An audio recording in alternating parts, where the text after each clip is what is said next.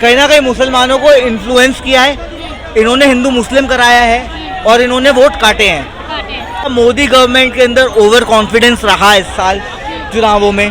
अब की बार वाले चुनावों के अंदर ना लड़ाई इट वाज नॉट पार्टियों की आपस में नहीं थी, it was other party versus Modi. पहली चीज तो ये। दूसरी चीज 400 पार का इन्होंने नारा कहाँ से दिया था? जब इन्होंने 370 हटाया था ना, उसको पकड़ के इन्होंने बोला था कि अब की बार 400 पार। ठीक है, वहां से ये एस्टैब्लिश हुआ निकला। यूपी में हारने का इनका सबसे बड़ा कारण जो रहा है वो ये रहा है कि योगी आदित्यनाथ ने 35 एमपीज की एक लिस्ट जारी करी थी मोदी सरकार को, और वो लिस्ट अमित शाह के पास जब पहुंची तो जो 35 नाम इन्होंने सजेस्ट करे थे योगी आदित्यनाथ जी ने, अमित शाह ने वो सारे नाम हटा दिए। अगर वही ये सारे नाम आ जाते 35 के 35 तो यूपी के अंदर एक हम अलग चीज देख पाते। दूसरी सबसे बड़ी चीज, थोड़ा सा मोदी गवर्नमेंट के अंदर ओवर कॉन्फिडेंस रहा इस साल चुनावों में, और जो इतना लंबा वो चला ना इलेक्शन का समय वोटिंग का, इसने मोदी की लहर को ख़त्म कर दिया। क्योंकि इसके अंदर छोटी छोटी पार्टियों को, जैसे सपा,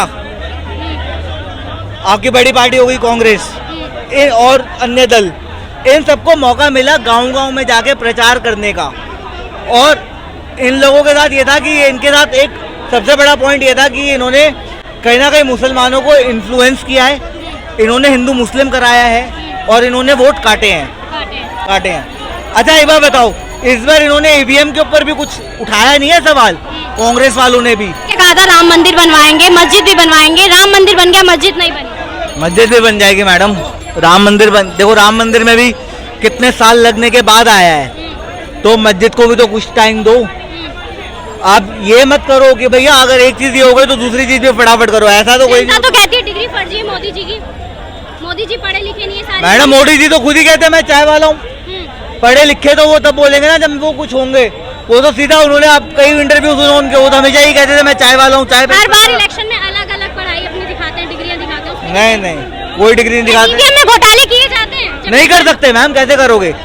ईवीएम के अंदर घोटाला तब होता जब उसके अंदर आप इलेक्ट्रॉनिक मीडियम लेके आओ, जैसे वाईफाई या इंटरनेट का सेवन या कोई और चीज का। ठीक है, आप ईवीएम के ऊपर पूछ रहे हो मुझसे, तो पहली बात तो ईवीएम चलती है खाली मशीनों से, उसके अंदर कोई सिस्टम ही नहीं है उसको आप हैक कर पाओ।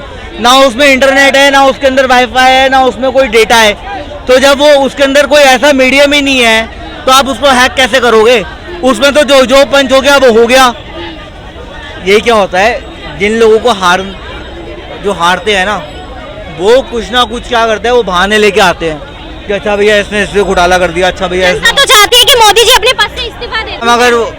अगर सरकार नहीं चला सकते होते तो पूरे वर्ल्ड में सबसे नंबर 1 पोजीशन पे कैसे होते?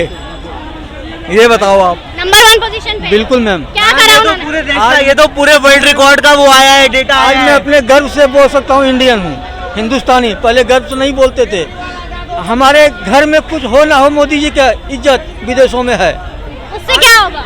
एक मिनट मैम, मैं बता रहा हूँ, आज से पहले कोई ऐसा प्रधानमंत्री नहीं थे जिनके पीछे दूसरे विदेश के प्रधानमंत्री रहते थे। आज हमारे मोदी जी आगे रहते हैं, पीछे दूसरे प्रधानमंत्री रहते हैं दूसरे देश। एक बात बताओ, एक फोटो देखना। लेकिन इससे जनता का क्या फायदा? जनता कह रही है हमें झूठे मैम प्रधानमंत्री जी का रोजगार है, महंगाई। बिल्कुल मैम, प्रधानमंत्री जी का अनेकों योजना है, हर घर में एक योजना है प्रधानमंत्री जी का। कैसे बोलते योजना नहीं है? मनरेगा आज की नहीं है, मनरेगा मोदी जी की बनाई हुई नहीं है। मनरेगा बहुत पुरानी है, कांग्रेस के टाइम की है।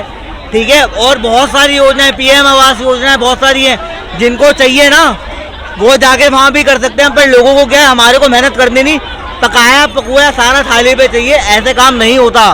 क्या आप सहमत हो इनकी बात से? मोदी जी ने कुछ करा है देश के लिए? इससे 65 साल पहले कुछ था जो 14 साल में मोदी जी ने 12 साल में किया। आज तक कोई प्रधानमंत्री ऐसा काम किया जो क्या किया? एक मिनट आ जाइए। लाल किसने खरीद लिया? किसने बुलाओ, किसने खरीद लिया भाई? किसने खरीदा? लाल किला सबसे ज्यादा नॉलेज तो आप लोगों को है। किसने खरीदा है, किसने गिरवी रखा, आपको, इनको, जितने भी यहाँ पर है। जनता का आरोप है मोदी जी हम ने मूर्ख हैं, आप समझदार हो ना। नहीं नहीं अभी समझदार आपने देखा है नहीं नहीं, अभी आपने यही बोला है सर। आपने बोला भेज दिया, भेज दिया। मैंने बोला हाँ, बेचा बेचा गिरवी गिरवी आपने बोला अब गिरवी लाल किला है भेज तो दिया। गिरवी तो है या नहीं है? नहीं है। कहाँ गिरवी है? कहाँ गिरवी? बताओ ना, बताओ हमें है? तो कहाँ गिरवी है, वही तो पूछ रहा हूँ। किधर, कौन से देश के पास गिरवी रखा है? कहीं ना कहीं तो लिखित होगा। शायद मुझे नहीं पता, किस तुम्हें पता होगा। हवा में नहीं बात करें हाँ? मैम। एक बार बताओ, अगर गिरवी होता, एक मिनट मोदी जी ने जो वादे, एक मिनट इधर देखिए, इधर देखिए, कुछ करा है मोदी जी ने? हाँ तुम जैसे बोले वो करेंगे भी नहीं। हाँ ठीक है, तुम जाओ मैम। लाल किला नहीं बेचा है। मैम एक बार बताओ। बेचा मैम, कुछ भी नहीं बेचा है। नहीं, जनता कहती है देश बेच दिया मोदी जी ने। जनता अगर कह रही मैम, जनता बताए तो क्या बेचा, किसने खरीदा? मैंने खरीदा। मैं बता रहा हूँ मैम, मैं बिहार से हूँ और एक किसान परिवार से हूँ। आज परसों मेरे खाते में 2000 रुपये आ गया, प्रधानमंत्री मोदी जी ने डाले हैं। आज से पहले कौन किसान डालते को थे? दिया गया है, मेरे जानकारी में इतने के अयोध्या में जो मकान तोड़े गए हैं, लखनऊ में जो योगी द्वारा अकबर नगर पूरा खाली एक कर दिया मिनट, गया, उस पर क्या? उसके ऊपर भी मैं बता दूं आपको, उसके अंदर हिंदुओं के भी फ्लैट थे, मुसलमानों के भी थे। ठीक है, उन लोगों ने क्या करा है, पहले उनको रिहाइश दी है, उसके बाद मकान तोड़े हैं। अगर अवैध निर्माण था तो फिर तो सही हुआ है। बाकी ये है कि मेरे को इस बारे में जानकारी इतनी पूरी नहीं है इस न्यूज़ की, आप जिसके क्या कहना चाहोगे? ये बिल्कुल सही हुआ है, ये सही हुआ है तोड़ के मकान? बिल्कुल सही हुआ है। जो अवैध निर्माण अब जो पिछली सरकारें थी उन्होंने गलत किया। उन्होंने क्यों दिया है? अवैध निर्माण पर ही उन्होंने जमीनें बेच दी और लेने वाले उन्होंने भी ले ली कि ऐसे ही चलता रहेगा। लेकिन ये तो राइट है ना, जो अवैध निर्माण है वो निर्माण है।